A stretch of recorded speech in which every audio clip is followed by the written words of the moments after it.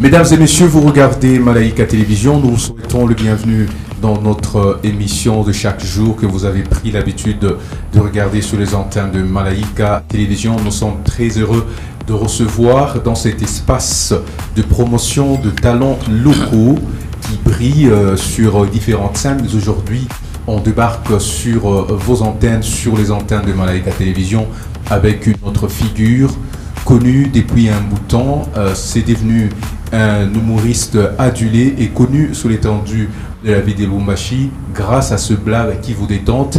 Il s'appelle autrement le prédicateur de la bonne humeur. Il s'agit de monsieur Herman Amissi, connu sur le patronyme du pasteur et prédicateur de la bonne humeur. Bonjour Herman et bienvenue sur les antennes de Malaika Télévision.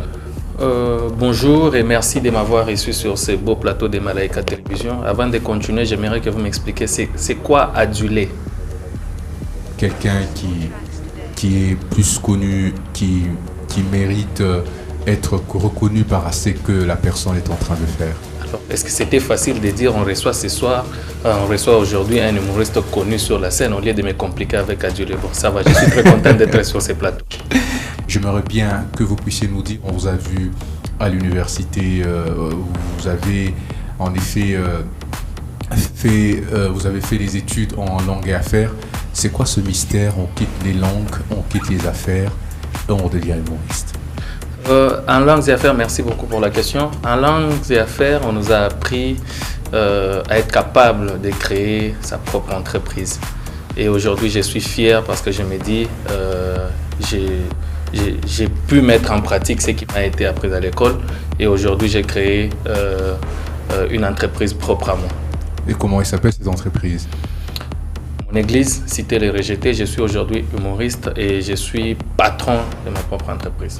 Chers téléspectateurs, nous avons ici la source très sûre et limpide pour nous éclairer sur le problème entre le FCC et le cash. Mon frère, c'est quoi le problème?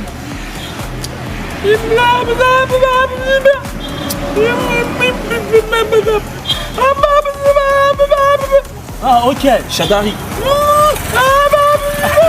China. Kaboons.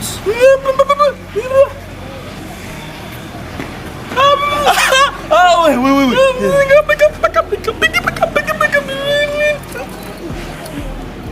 Chers téléspectateurs, il n'y a pas de commentaire à ajouter, vous avez vous-même compris. Les explications étaient claires et précises. À la prochaine. Alors, au début, avec tout le rêve que vous avez porté depuis tout petit, est-ce que vous vous sentez menacé par les réalités de la société au début? On vous voyait, on vous prenait pour un jeune rempli de talent. Comment vous êtes parvenu à vous faire accepter dans cette société qui vous regarde autrement? Ça n'a pas été facile, pas du tout. Comme on dit, au courage, à la force de commencer, il faut y joindre toujours le courage de persévérer. Au début, ça a été compliqué, certes, mais avec le courage, sachant ce que je voulais devenir et avec le souci de faire mieux, je suis aujourd'hui ce que je voulais être. Est-ce que vos prédications ou vos blagues sont plus centrées et on voit souvent vous attaquer aux femmes? Est-ce que vous avez été déçu dans la vie pour tout le temps faire des déclarations sur les femmes? Non, même pas. Je me dis, peut-être à 60 ou 70%, je développe des sujets liés aux femmes, mais à chacun son sujet, en fait. À chacun son sujet. Moi, étant qu'un prédicateur de la bonne humeur, je me base beaucoup plus sur les faits sociaux. Et si ce que je remarque plus retombe que sur les femmes, c'est pas de ma faute, c'est la faute aux femmes. C'est-à-dire, mon ami garçon, c'est-à-dire, toi tu es garçon, moi aussi je suis garçon. Mais mon frère, comment est-ce que toi garçon, tu peux me saluer, moi garçon? Coucou. Seigneur, c'est pas ça toi-même, tu as dit les signes du temps de la fin. En quoi les femmes constitueraient votre soubassement de votre carrière? Parce qu'à chaque fois que je me mets à réfléchir, à chaque fois que je sors de ma parcelle, à chaque fois que je suis à l'extérieur, à chaque fois que je me retrouve dans un taxi, à chaque fois que je me retrouve au marché, à chaque fois que je me retrouve dans un restaurant, je ne vois que les femmes. Je ne vois que les femmes, je ne vois que des problèmes liés aux femmes. Et ce sont les mêmes problèmes que je suis en train de développer. J'insiste et je souligne, ce ne sont pas que des problèmes liés aux femmes que je développe souvent dans mes sketchs. Il y a aussi souvent des hommes, même si les problèmes liés aux femmes sont beaucoup plus répétés. Alors, dites-nous, ça représente quoi l'humour pour vous? L'humour, pour moi... sans pour autant aller chercher les définitions dans les dictionnaires. Sans pour autant chercher les définitions dans les dictionnaires, pour moi, je place encore l'humour au même titre que l'aspirine, au même titre qu'un paracétamol. De la même façon qu'un paracétamol peut guérir, peut guérir le mal de tête, je me dis que l'humour aussi peut guérir l'humeur. Tout le temps vous nous laissez avec maman. Tout le temps vous nous laissez avec maman. Washington, ne voyagez pas, restez au pays Congo. Pour le bien de la nation, on va chasser cet esprit brillant de voyage. Sors! Sors! Libère ce corps! Grand corps, reste vite!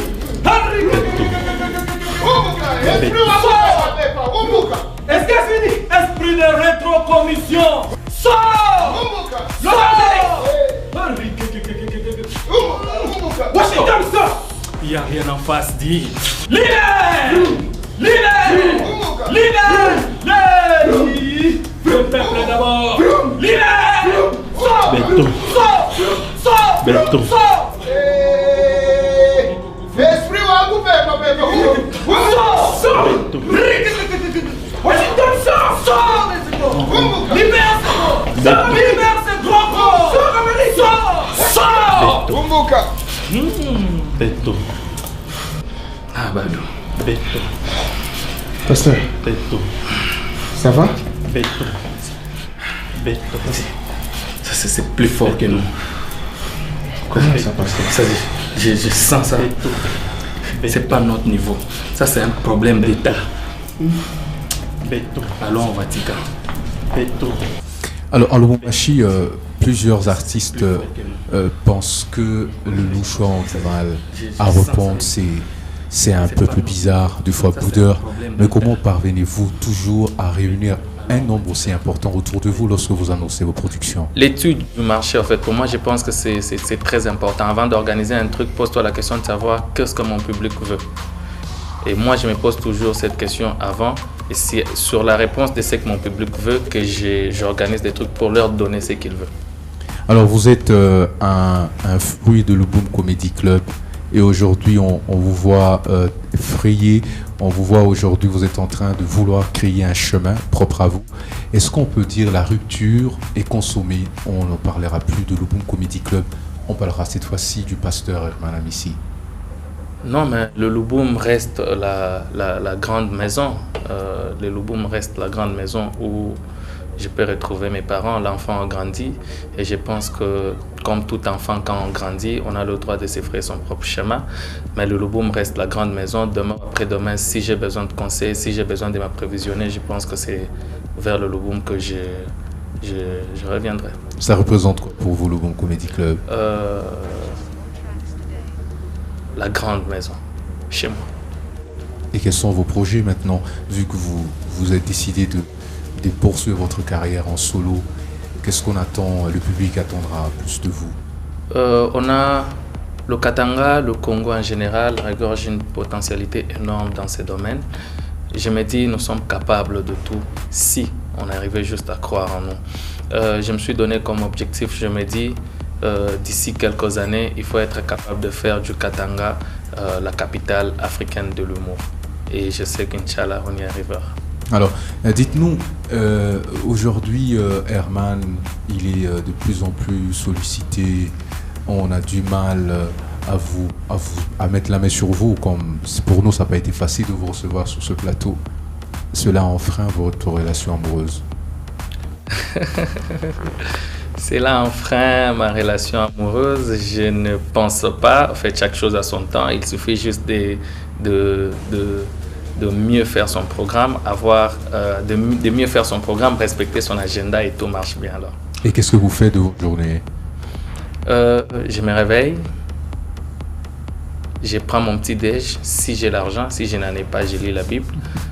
Je continue, je suis à la maison, j'ai un programme, je sors le respecter. J'ai fini mon programme, je rentre à la maison.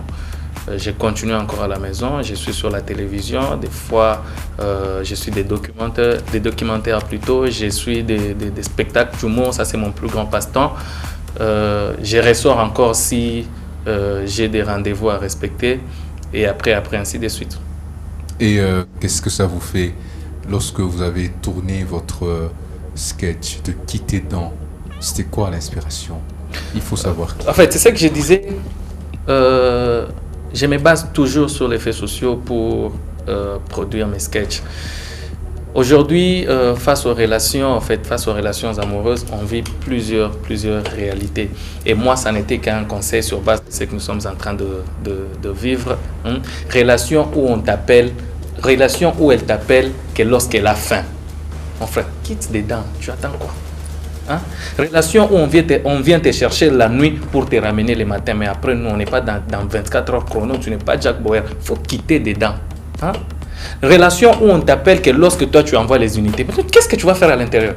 En fait, ce sont des conseils qu'on est en train de donner, c'est basant sur les réalités qu'on vit au quotidien. Alors, au finish, qu'est-ce que les gens doivent savoir de vous? Qu'est-ce que les gens doivent savoir, retenir de Herman Amissi? Herman Amissi est un jeune humoriste congolais, prédicateur de la bonne humeur. Non pas compliqué, mais si tu veux voir mon côté païen, ose seulement emprunter mon argent et ne rembourse pas. Voilà, ça c'est ce que vous pouvez retenir de Herman Amissi. Alors Herman, avant que l'on termine notre émission, on dit souvent que pour vous avoir, c'est devenu un peu compliqué. Herman est devenu orgueilleux. Herman ne s'est plus négocié comme auparavant parce qu'au début, c'était un gars accessible, super cool. Mais qu'est-ce qui justifie votre nouvelle attitude? La seule personne dont je ne refuserais pas si elle disait que je suis devenu orgueilleux, c'est mon bailleur. Seul mon bailleur peut dire ça. Lui et moi connaissons les raisons. Mais surtout seulement pour les autres, je ne pense pas. Je reste accessible, je n'ai pas changé mon numéro reste le même. Je suis très cool avec tout le monde et je ne pense pas. La personne qui dit que je suis devenu orgueilleux, peut-être ce sont les gens qui me voient de loin mais qui n'ont pas encore eu l'occasion de s'approcher de moi. Je ne suis qu'un pasteur, un prédicateur de la bonne humeur. En quoi serais-je orgueilleux, messieurs et dames? Alors, Herman, est-ce que vous avez un message pour vos milliers de fans qui aiment bien vous suivre sur les réseaux sociaux? Je vous aime tous, très chers fans, de partout où vous pouvez me suivre. Vous êtes tellement nombreux que je ne pourrais pas tous vous citer. Je vous aime du plus profond de mon cœur. Et un seul message pour tous mes fans qui me suivent à travers le monde. Laissez l'hydroquinone. Souvent, avant de terminer notre émission, on laisse à l'invité de se poser une seule question à laquelle il répondra.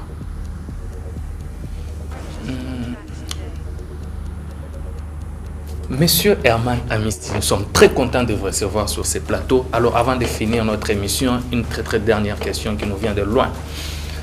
Dites-nous, êtes-vous content de votre situation actuelle? Ma situation actuelle, en tout cas moi je ne suis pas content et je repose même cette question à Dieu. Dieu, toi-même quand tu vois ma situation actuelle, es-tu content?